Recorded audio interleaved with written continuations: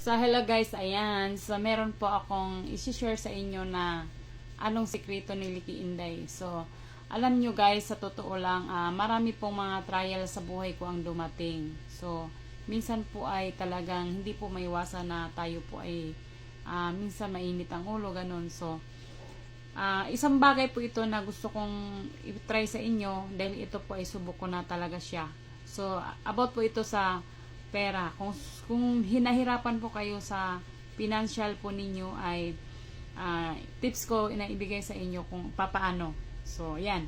So, ako guys talaga naman kahit minsan wala akong trabaho or noon pa dati pa, ganun. So, ito ay ina-advise or pinayo to sa akin o sinisikreto to sa akin. So, gusto ko lang i-share sa inyo. Siguro naman hindi naman masama kung maniwala kayo sa hindi. So, nasa inyo na lang po kung maniniwala kayo o hindi, di ba? Kung kayo po ay nahirapan sa financial po, sa pera po, try nyo pong subukan na yung dahon ng paminta, yung dahon laurel. Humanap kayo ng dahon laurel na wala po siyang butas, as in wala po siyang kagat ng mga uod, no? Tapos ilagay nyo po doon sa party ng unan or yung party ng sa ulo ninyo, ilagay nyo siya doon, itry nyo kung ano talaga yung kahinatnan. So, bago nyo po ilagay yung sa uluhan ninyo, mag-wish muna kayo kung anong gusto nyong maabot sa buhay, ganyan. Anong gusto nyong marating mga ilang araw or sunod na araw o bukas man. I-try nyo po guys kung ano yung magandang resulta.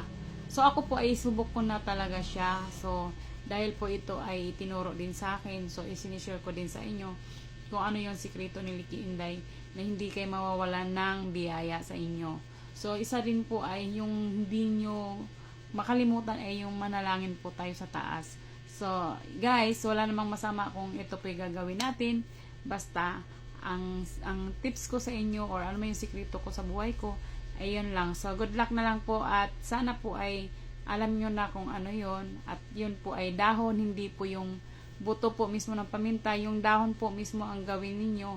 Hanggat maaari po, gawin yung unan o ilagay nyo sa unan kung marami kayong paminta, mas maganda. So, ayan lang guys, ang tips ni Inday sa inyo, Licky.